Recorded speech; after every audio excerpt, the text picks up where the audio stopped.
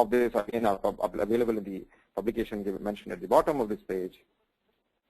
And then what is essentially happening here is, so we've got multiple sources of information on the left-hand side. We get this mapping done automatically by this machine learning related, data mining related technique. And then on the fly, we are able to join the data coming from multitude of sources, which is often voluminous. So we use techniques such as MapReduce on Hadoop and things like that. What can we use it for? Well, we can fuse this data with the history data now and generate some alerts which were not possible earlier. Not at all, because we were earlier looking at these reports in their silos, and we were trying to do human correlation, which is hard to do, as we know.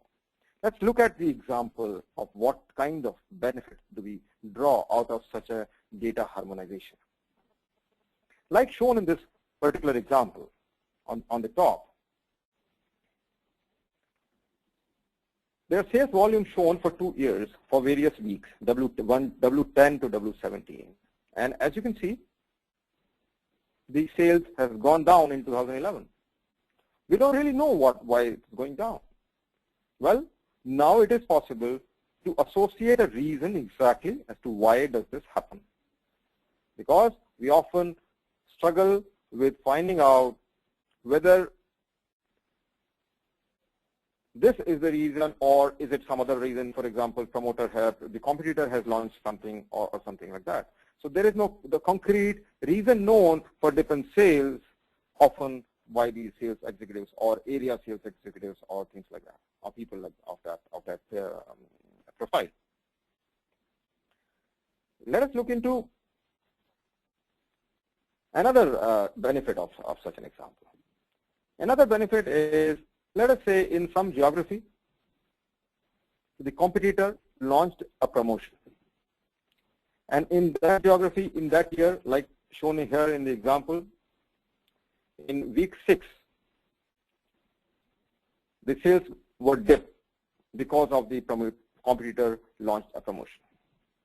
Later on, in week 22, the same competitor or similar competitor announced a similar promotion from the web. And then we are able to detect that from social media. Can we correlate? Can we raise an alert that sales executives better be careful, your sales are going to get hit in the next time to come or weeks or so? Well, that could be yet another benefit. The third example,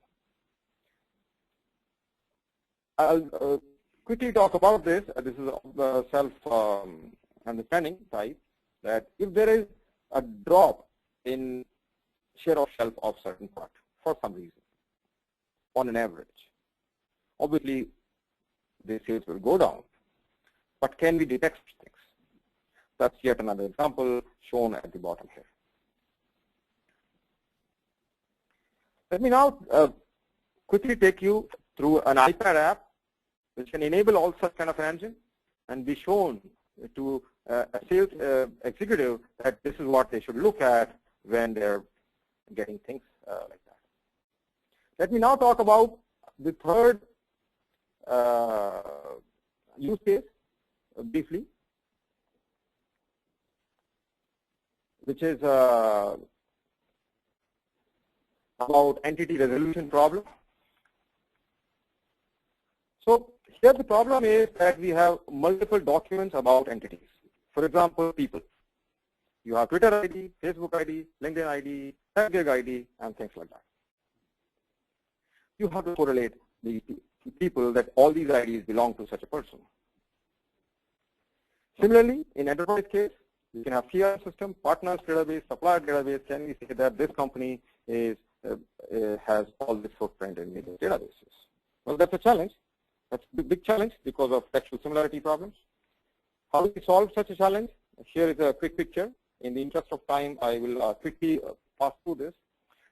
Basically, what happens is, again, a set of techniques such as clustering, such as classification, are applied in this case, and They are grouped, resolved, matched, and finally you arrive at a final entity about across multiple databases or sources of information.